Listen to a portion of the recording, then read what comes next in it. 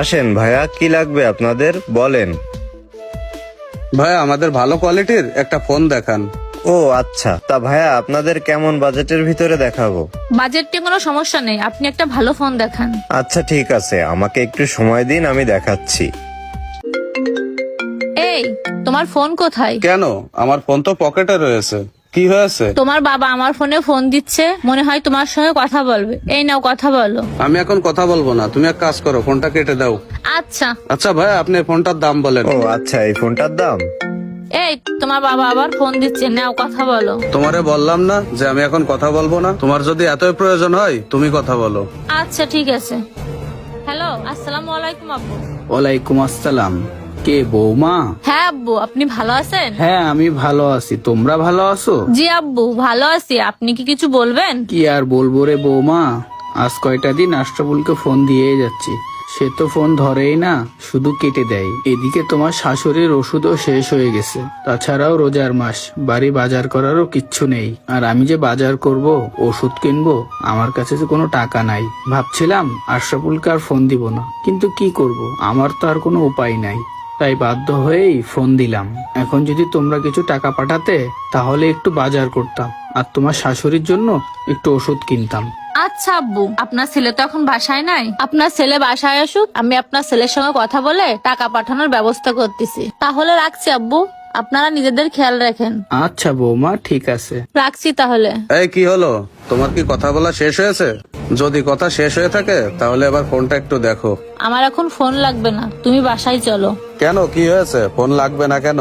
কিছু হয়নি, তুমি এখন বাসায় চলো। ফোন লাগবে না যখন, তখন কি আর করা। আচ্ছা চলো বাসায় যাই। আচ্ছা ভাই থাকেন, গেলাম। আচ্ছা ঠিক আছে।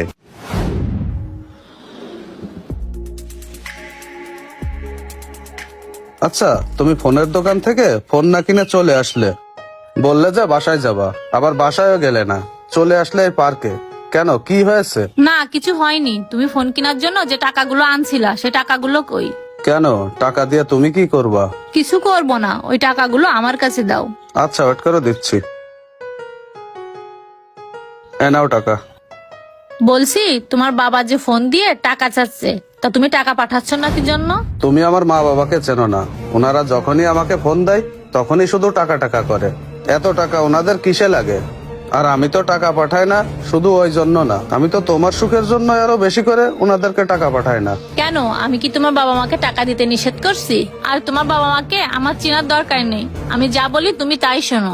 এই টাকাটা এখনই তুমি বিকাশ করে তোমার বাবার কাছে পাঠিয়ে দিবা, কারণ এই টাকাটা আমার থেকে তোমার মা বাবার বেশি প্রয়োজন। আমার ফোন কেনার থেকেও তাদের বাজার করা, ওষুধ কিনা বেশি প্রয়োজনীয়। আর আমি ফোন তো পরেও কিনতে পারবো, আর আমার ফোন তো একটা আছেই। এখন না, আপাতত ওইটা দিয়েই চালিয়ে নিব। আর তুমি একটা কথা মনে রাখো, আমার ফোনের থেকেও তোমার ভালোবাসা আর তোমার মা বাবার দোয়া আমার বেশি প্রয়োজন। শোনো, আমি তোমাকে কিছু কথা বলি, তুমি আমার সম্পর্কে কি ভাবো? মনে রেখো, আমি আর 5টা বাড়ির বউদের মতো না, যে স্বামীকে তার বাবা মার কাছ থেকে আলাদা রাখবো, তাদের জন্য কিছু করতে দিব না, তাদের খোঁজ খবর নিতে দেব না। ওই ধরনের মেয়ে আমি না, কারণ আমি নিজের বাপ মাকে ছেড়ে তোমার সংসারে আসছি। এখন তোমার বাবা মাই আমার বাবা মা, আর তারাই আমার সব থেকে আপনজন। তাই আমি চাই স্বামী ও তার পরিবারের সঙ্গে একসাথে মিলেমিশে থাকতে। আর সবচেয়ে বড় কথা হলো, তারা তোমার জন্মদাতা, আর তাদের জন্যই এই সুন্দর পৃথিবীর আলো বাতাস তুমি দেখতে পেরেছো। তারা দিনের পর দিন খেয়ে না খেয়ে এত কষ্ট করে তোমাকে বড় করেছে, কখনো নিজেদের চিন্তা করেনি। আর তুমি তোমার বাবা মার একমাত্র সন্তান, আর এখন এই বৃদ্ধ বয়সে তুমি যদি তাদের না দেখো, তাহলে কে দেখবে? তাদের তো দেখার মতো তুমি ছাড়া আর কেউ নেই।